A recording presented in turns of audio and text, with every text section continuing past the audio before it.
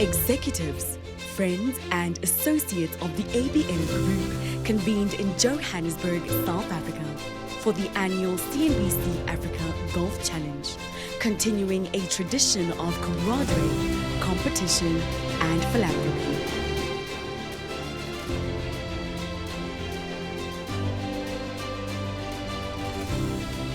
Golfers love being on the course. Despite the camaraderie, we also want to contribute to better the lives of those that have little than us, and we are happy to be afforded a platform where we can share what we can share with those that are a little fortunate. That's the beauty about golf. It brings people together. It's an opportunity to make friends, get to meet people that you don't know or people that you would not ordinarily meet in the streets, and you can meet them here at the Green Office, as I call it. And also, what an awesome opportunity to be able to make a difference to society. It was a beautiful day. I think firstly we were lucky with the weather. The forecast was a little bit dim, but actually the experience was quite good. Secondly, the good company. My 4-ball, we didn't play that brilliant, but it was a very good company. Thirdly, it's just the conditions of the golf course. Marvelous. So very challenging greens, but we gotta accept it. It was just fantastic. It was a good day out on the course. Course is in great condition here at the River Club, and I think everybody's had a fantastic day. The golfers struggled to find their rhythm early on, starting the day without positive momentum on the greens. But that would soon change. The morning is going great. My game has improved tremendously. I enjoy the drives. I must say, it's beautiful out here. The golfers understood that beyond the competition, the true significance of the day lay in using their time on the greens to raise vital funds for the least fortunate. I think it is absolutely stunning what they're doing. We've been part of it for a few years, attending the awards and everything, and every time I'm amazed with the work that gets done and the people that gets touched through all the drives that's been done. So I think well done to the team. This is a game where we're contributing for charity, and therefore for us it's quite important to enjoy the game and think about what the cause of the game is. We all golfers, we love golf, and you want to come out of the golf course feeling great. But the main thing is the charity, being part of this and contributing towards charity. We live in an extremely unequal society, so if you can afford to take a Monday off to play golf, you can afford to assist people who are less lucky. So I feel strongly in general about giving back. Golf helps to get into circles where there's a lot of giving. So look out for initiatives such as this one.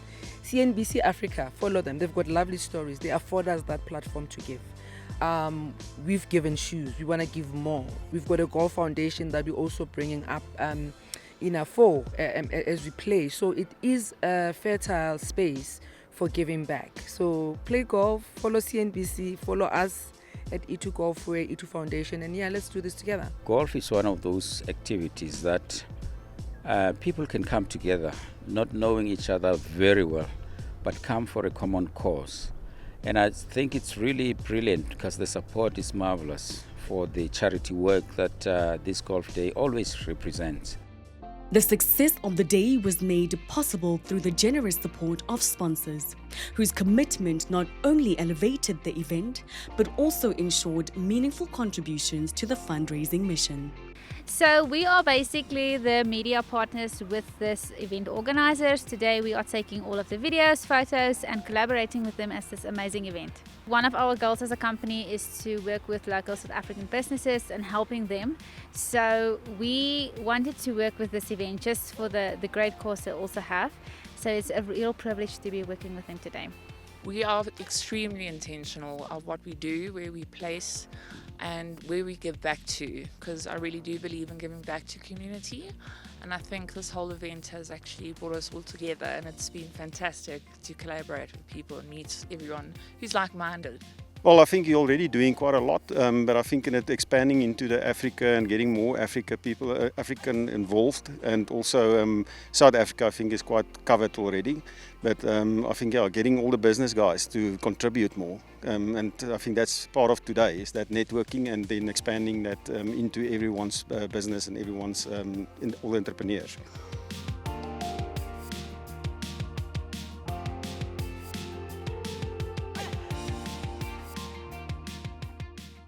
Firstly, I'd like to acknowledge all the golfers who are really supportive of this the charity initiative by the Trust, ABN Trust. On a serious note, we're appealing to all the friends who are here to say, open your hearts to support this initiative.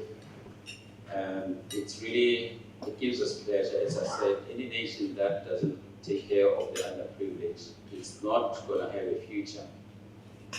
So please open your hearts on this beautiful day. The weather was fantastic. So help us to support this charity work.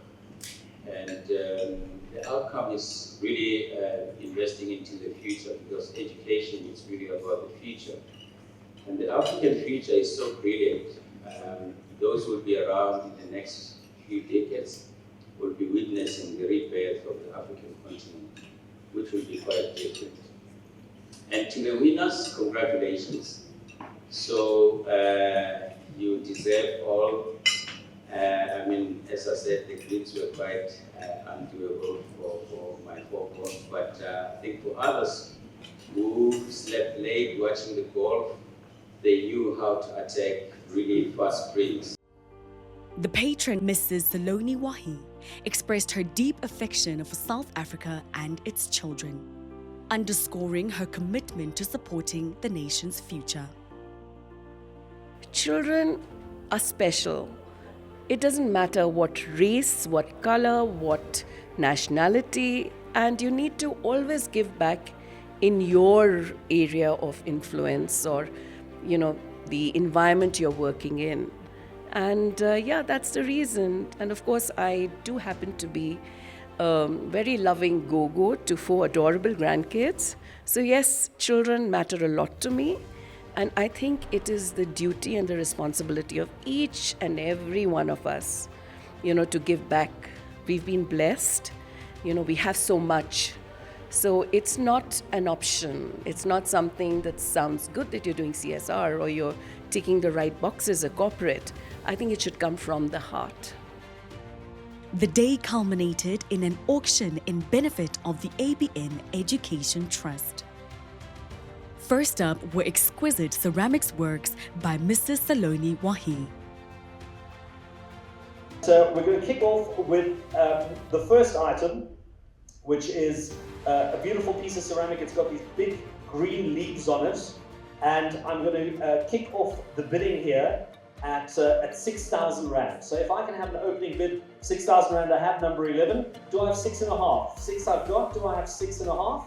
6.5, thank you very much. Do I have 7? 7, thank you very much. 7.5, back to you. 7.5 I have. Do I have 8? 8,000, thank you. 8.5? 8,000 I have. Do I have 8.5? Thank you. 9?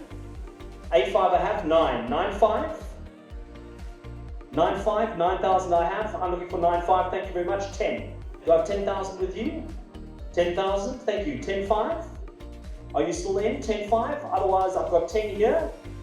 10,000 Rand, going once. 10.5. Have I got you 10.5? Yes? Mrs. Wahi's passion for pottery has blossomed into a meaningful pursuit, with her ceramic creations becoming a centerpiece of the day's auction and a vital contributor to the fundraising efforts. A very dear friend of mine, Mani Suri, introduced me to pottery. And as they say, rest is history. So for the last over 15 years now, I've been making ceramics, and then they form a very tiny part of the auction. We have a lot of great sponsors who give us a lot, and the ultimate goal is to give back to these little ones.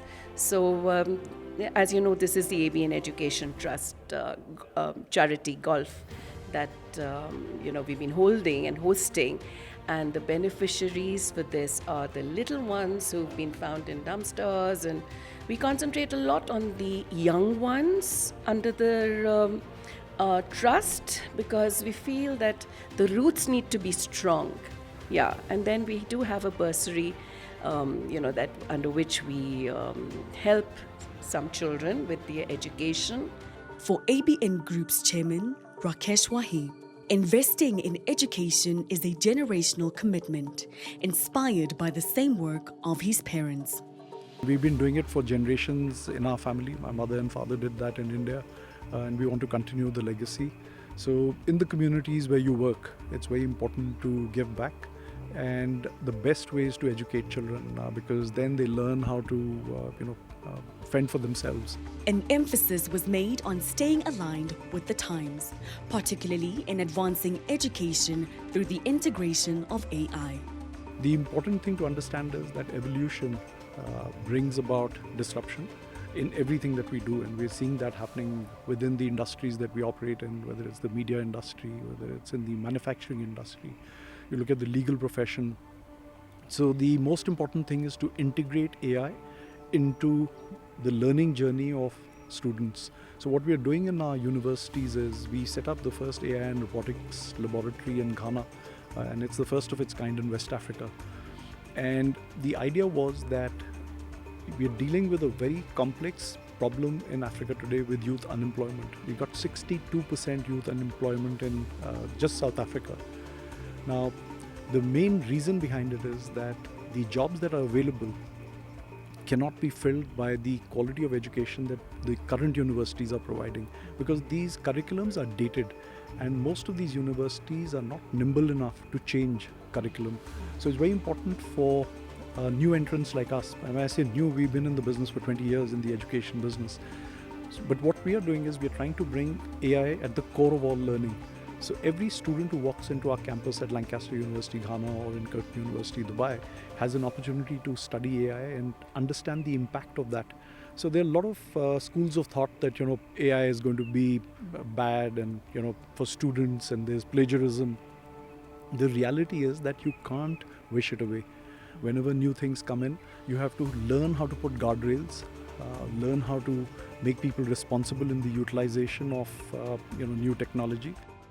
The Wahis say witnessing the first recipients of the Education Trust to thrive has been profoundly rewarding, as they look forward to the future of the trust. When we see the very first recipient who came to us under the bursary stream now being a very good and a very successful journalist in Germany, that is a special one. Or, the orphanages, which I, on my very first trip 20 years ago, joined hands with to look after, and those children were 3 and 4, and now they're 15 and 16 and 18, and they've learned to pronounce my name. Just as I struggle with South African names, they struggle with Indian names as well.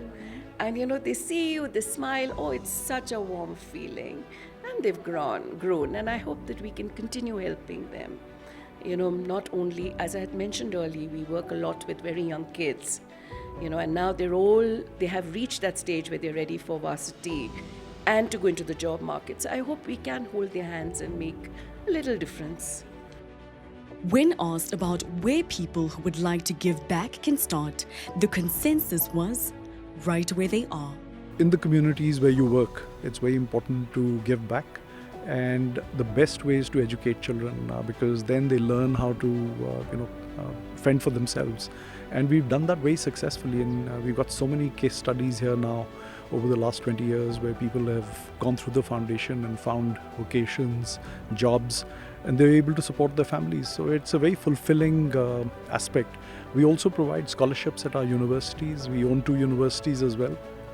We've given over $15 million worth of scholarships and bursaries over the last, 15 years.